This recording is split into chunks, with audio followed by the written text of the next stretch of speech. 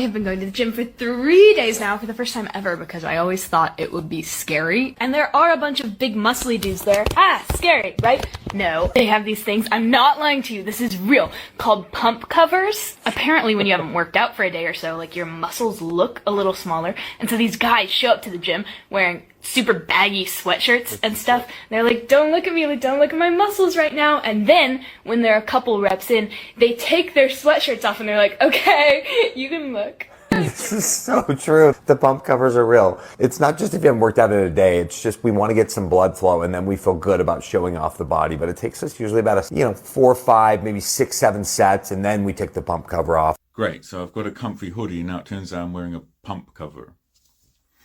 Here's the problem I have with this. You want to keep that gym culture in the gym, fine. But when it comes to sports science, they always bring this stuff into the lab. The way they design exercise programs has nothing to do with something that will be easily quantifiable or that can be compared from one study or one group to the next.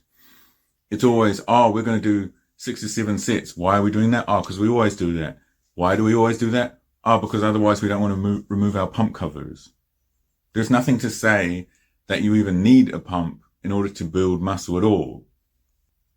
This is why the only good exercise resistance training experiments are designed by people who are doctors and who are outside of the sports science, exercise science sphere, because they always bring that stuff in and they just can't look past it.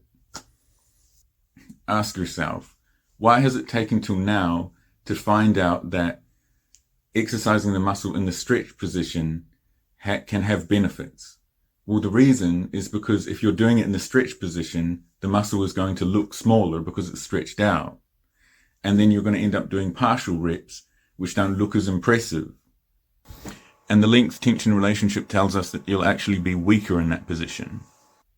So all of the stuff before now has been influenced by the fact that people want to do impressive movements and show off either their strength or their muscles.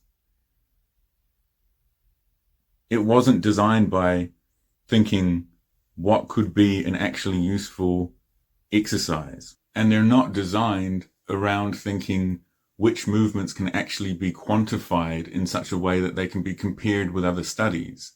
So the entire literature that's produced by sports scientists is just a mess.